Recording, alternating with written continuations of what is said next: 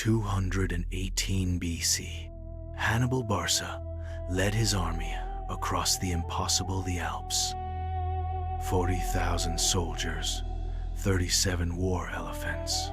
We climbed passes no army had dared before. Ice cracked beneath our boots. Men fell, but we pressed on for Carthage, for glory. Hannibal stood before us in the blizzard, unflinching. Rome lies below, he said, and Rome shall fall.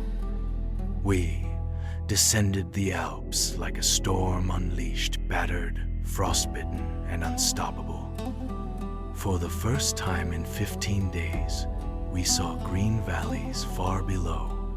Italy, our destination, our conquest.